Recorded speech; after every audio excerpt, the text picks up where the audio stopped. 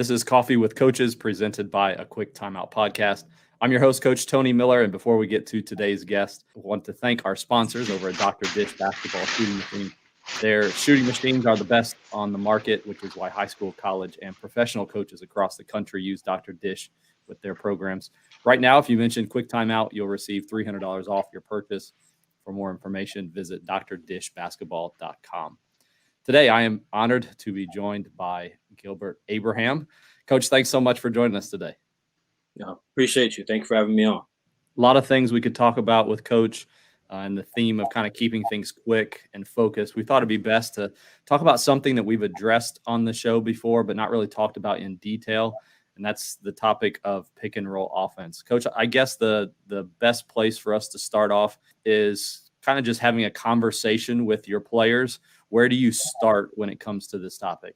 I think for me personally, where it starts for the most part is with ball handling. Every player that has to play out of a pick and roll as a ball handler, needs to be able to navigate their way between, a pick and getting to the rim, or being able to put themselves in a position where they can make plays for other people. That's an integral and vital part of pick and roll, and everything starts there. If you can't dribble, pass, and shoot, it's going to be very difficult for you to be able to play pick and roll. Somewhat similar question to that one, but are there essential skills beyond what you just talked about that we think of typically for pick and roll offense that coaches should be emphasizing or talking with players right there from the start? I think the biggest thing, and I had a really good conversation recently about this with a really high-level coach, and they were just really speaking to the fact that it's all about processing and making sure that the players get so many reps, hundreds and hundreds and hundreds of reps within pick and roll, so that they can start to get to a point where they're not thinking and overthinking everything as it's happening, and they can just very quickly assess, process, and then make decisions as these things are going on. And it's something that I think is overlooked. I think we can sit down and I can talk about all the things we can do in a drill and talk about all these things that we're doing, but are we actually spending a lot of time giving players bike riding time to develop the natural feel for it? If you take a guy like Chris Paul, how many pick and rolls has that guy probably seen in his career? Or take a guy like Raymond Felton, a trainee of mine for a long time. The way he recognizes, feels, and just responds in those situations is some of the most amazing things to me. And it's vital. If we don't put these players in these situations a lot and allow them to gather and get a good feel for it, it's going to be very difficult for them to improve. So I was talking a couple weeks ago with Fran Fraschilla. We did a show for Fast Model with the restart of the NBA, and he brought up the topic of, pick and roll offense and players being able to read those different levels. And the comment that he made was, it's one thing for us to have players go through and work against that first and second level of defense. But once you get to that third level where defenders are stepping over and they're reading help and rotations to the help, that's where you get your elite decision makers. Yes. How do you teach that? Personally, we've been spending a lot of time on small-sided games. So what we've been doing out of the small-sided games is, as coaches, we've been guarding our players and then really focusing on the third layer of defense as far as giving them different looks. So a lot of times I like that to be me. And even when we're just working on ball handling and being the first layer of defense and then meeting somebody at the second and third layer, do you know when to finish at the rim? Do you know when you're going to be making plays? Can you recognize quickly enough, and from a synaptic standpoint, what is happening? Take a picture in your mind mentally and then process it and then react. Back from my poetry days, there's a poet named Ezra Pound, who said, an image is an instant in time. And it's one of the things that always stuck with me is, like, as a basketball player, can you take quick pictures mentally and then react and make high-level decisions? And personally, it's one of the things I think is so special about a guy like Luka in regards to his playmaking, because it's impressive what he's doing at the third and even the fourth layer as far as reading and making those quick decisions. And LeBron as well. I mean, LeBron is so subtle, his mastery, I think, that unless you've really, really paid attention and watch and pay attention to how he looks people off, and is able to make these really, really high level plays. It all starts basically with that kind of stuff. When you start talking, you mentioned Luka and how good he is in those ball screens. One thing that he kind of gets knocked for is he's not a great athlete. He's a little slow. but he's so good at changing his speed and having pace coming off these ball screens. And we talk about those 3 levels of scoring. How do you kind of identify, those paces, those different speeds? How do you teach those to your players and just get them to use that change of speed in the pick and roll? Yeah, that's a great question. And really what I've been reading a lot of Daniel Coyle over the years, Talent Code, Culture Code, and then also David Epstein. And you'll see it over and over and over again to completely slow your players down and literally have them go at almost a walking pace through these things, and then teach them slow, fast, slow, fast. Really get them the understanding of being able to play it with different gears. And personally, I don't think there are 3 levels of scoring. I think there are 5 right now. I think you have to be able to score at the rim, from floater range, from mid range, from 3, and then gravity or the 4-point line. Those are the 5 levels of an elite pick and roll player. And the guys who are the most elite at that, they have 5 levels. Curry, LeBron, Doncic. I mean, yeah. And, it opens up a world to you. And the last thing I would say about Doncic is he's a lot more athletic than we give him credit for. He's very athletic. And I think we kind of get caught up in athleticism as being just somebody flying around and dunking, but his ability to change levels and speeds, his lateral quickness is I think a 99th percentile in the NBA. So I think people kind of get lost in, okay, just because somebody's not flying above the rim, that's that kind of athletic, but he's very, very athletic. He just operates on a different plane of athleticism or a different way. So if you're the ball handler, obviously it's kind of dictated to you what your next thing is based off of what the defense is doing in that ball screen.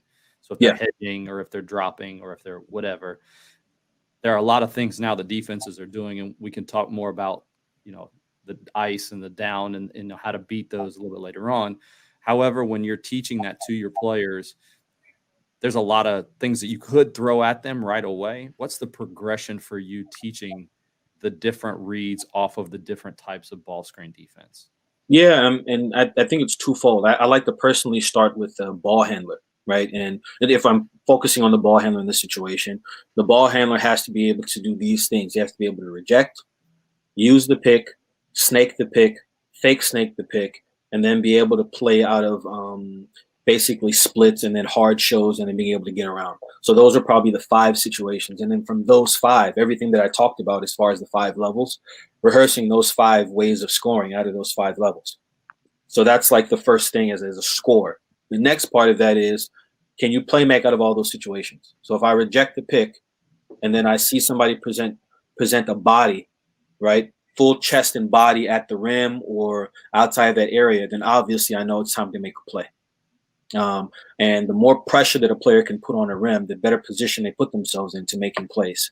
And, even for the great shooters, they average the most layups. The best players average the most layups. So the most pressure they can put on the rim off the reject, off of using a pick and roll, off of snaking it, fake snaking it, splitting a pick or attacking the hard hedge and then getting into the lane. All of that basically flows into that. So that's as a ball handler. And then obviously I think the thing that's often neglected is what the roll man is doing. Do you know when to slip? Do you know when to hard roll? Do you know when to short roll? The thing, and I know I'm talking a lot, but the thing that's, it's really exciting for me right now, especially with the roll man, is I think people don't pay enough attention to how important, or how in my mind the most important player in basketball right now is the secondary playmaker out of pick and roll situations. Like you look at the Portland Trailblazers when they add Nurkic, like he can pass. That's why they're so dangerous. Once you add him, and I'm like personally, I think if you gave Damian Lillard Draymond Green, I think he's an NBA champion personally. Because he needs a guy, because he puts so much pressure on the rim with how he comes off of picks and how he shoots threes, that you have to hard show or trap or double. And now that forces somebody to be a playmaker playing 4-on-3. And yeah, it's that hopefully that answers your question. I'm sorry, I know I'm a little bit of a tangent. Oh, that's perfect. That was actually going to be my next question, was kind of how the screener, what his role is in the pick and roll. But so often you talked about the ball handler and, snaking, coming off a hard hedge, how the different moves they can do and how they have to read that. But as a screener, I know sometimes as a coach, it's really hard to teach a screener how to make those reads, because they not only have to react to the defense, but they have to react to what the ball handler decides to do. So do you have any teaching points as, for a screener, how, do they just have to be patient and wait it out and see what happens? Or is there certain triggers or anything that a screener can look for in order to make the correct read? Yeah, I mean, there's several triggers. One of the main one is as you're setting a pick and roll, right? Like one of the misnomers I think that's kind of been in place for a long time is that you have to make physical contact with the ball handler, right? If someone is not touching you, if the defender basically is deciding to go over or does not make physical contact with you, that person setting the pick needs to just get out of there. If there's nobody between them and the rim, they need a hard roll and they need to sprint to space on the pop, right? Then the other thing is everyone thinks it always has to be a hard roll or you have to basically sprint out of it in terms of the pop. There are times when, if you see a situation where your ball handler is being trapped or you see a hard show, making yourself available as a short roller is one of the biggest things. And it's something that I think the better and better, because our guards in this day and age are incredible. The things that they can do, the scores coming off of those picks. And the conventional point guard, as we've kind of known it, you can't really play the position anymore if you cannot score. You cannot be effective if you cannot score and put pressure on the rim. So what happens now is you have this lethal guard coming off of a pick, and then that guy who's setting it needs to be able to catch the ball as a short roller, as a popper, and then basically function as a point guard once they catch it. And that's the reason why the best teams have really, they have to have, that secondary playmaker, or really primary in many cases. It's why Jokic is so special with the Nuggets. Jamal Murray can come off of these picks and tear people up. And then if he receives heat, he drops it off to Jokic, and Jokic is shooting fish in a barrel, literally just popping it wherever he wants to throw it. And then they can destroy people. So hopefully that answers your question a little bit. But like another trigger for me is like if you're coming off of a pick, and knowing little things like when you want to be able to throw a lob. If everyone's always talking about chest to ball on the rolls, like you don't have to have chest to ball. Like you have these we used to call them Stoudemire rolls. Because Amari Stoudemire did it all the time. Like just turn and go and take off at the rim, being prepared to get the lob, being prepared to get that short roll and make a play. So there are a lot of things.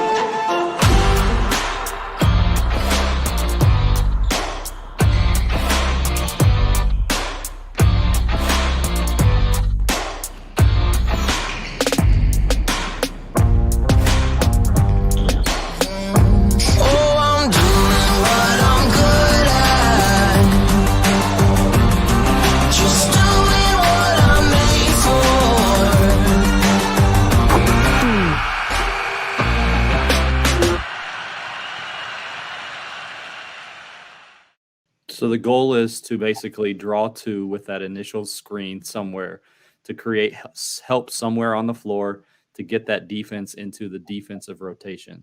Based off of that, my question is, does it end for you teaching-wise after either that play is made by the playmaker or the pass is made on the short roll, or obviously it ends if there's a finish or a shot at the rim.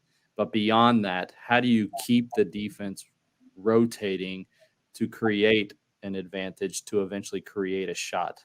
So is there more to it than that? I mean, do you stop with that typically in your workouts, or do you continue to move on in that progression?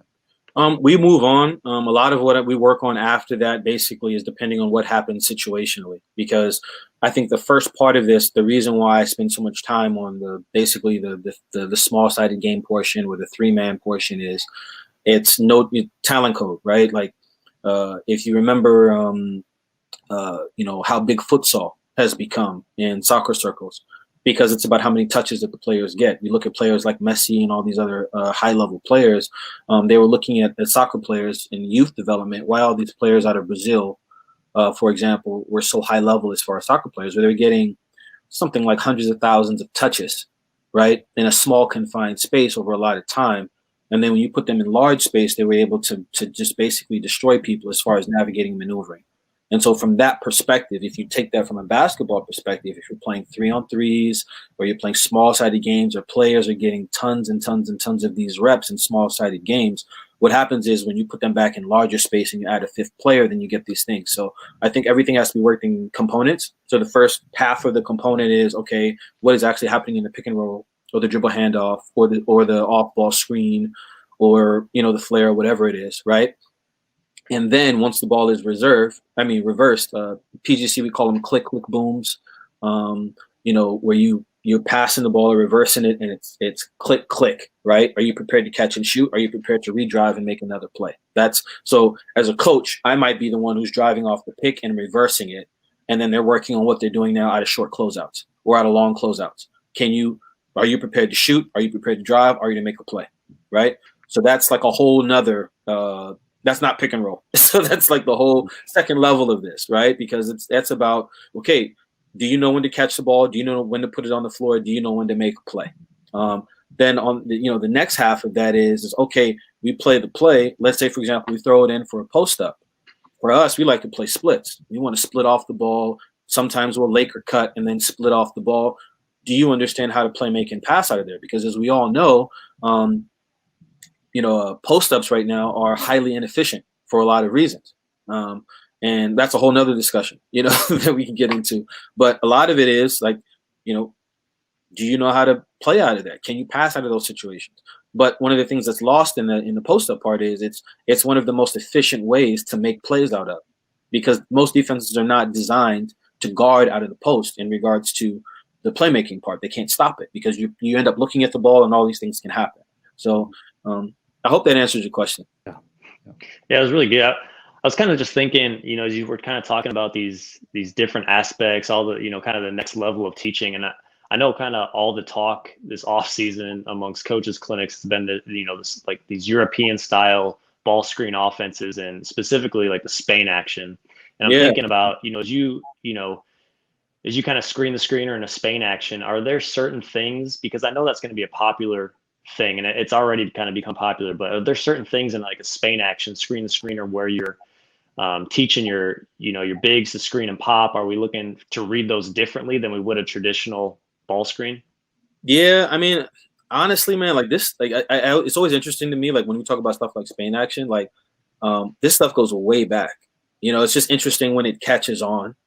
For sure. It's been done for a long, like over 20 years, been done for a long time. But I think the biggest thing with this is like we ran it this year. We did it a few different things. Like we ran it out of our zipper, package. We tried some different things out of doing it off of an Iverson cut or 45 cut, pro cut rather. And what I basically found was the largest issue is you need a real hard roll big to put pressure on the rim off the roll. If you have a guy who's not a threat rolling, that back screen that's being set on the roll man really is not as effective, and teams can really get through there and it becomes pointless. And some of the stuff that I've seen that's been the most effective off of the Spain is disguising it first, running into a handoff before you play the back pick screen, running an initial action first on one side of the floor, Miami handoff pick, reversing it, and then running Spain, getting the defense scrambled first before you get into it. One of the benefits that we have is we play on a 24-second shot clock, so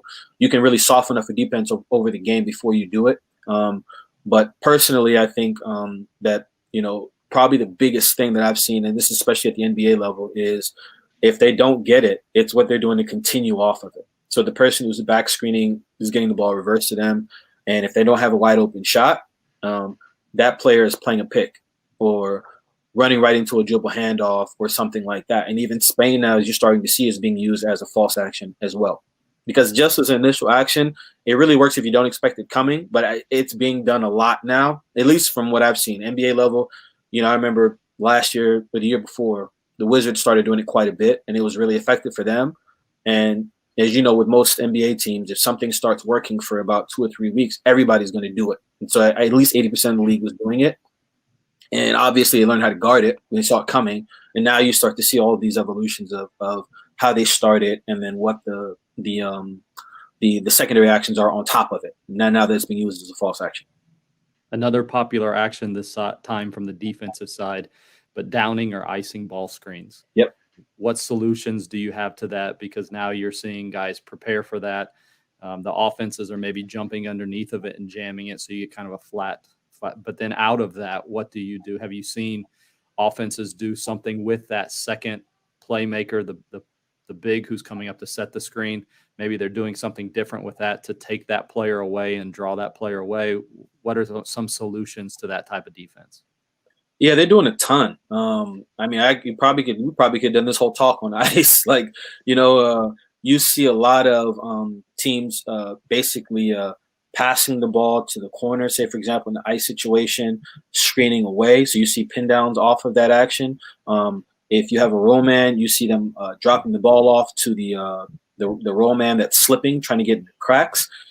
Personally, as a ball handler, I love it when players basically use some type of push crossover or something to get downhill at that player that is in the drop coverage of the ice. Because, the thing that gets lost in this, unless the on-ball defender, and this is for any type of pick and roll defense, unless the on-ball defender is really hounding that ball handler, if that player is good, they can put any kind of pressure they want on that big man. And if that big man is not necessarily great laterally and cannot hold long enough for the guard to get back, it's just like any defense. Ice is not as effective. Now, I think ice works great if you have if the roll man that you're playing with can't shoot. If he can't shoot and he's not necessarily a great passer, he's just a roller and a finisher, you can pretty much destroy it.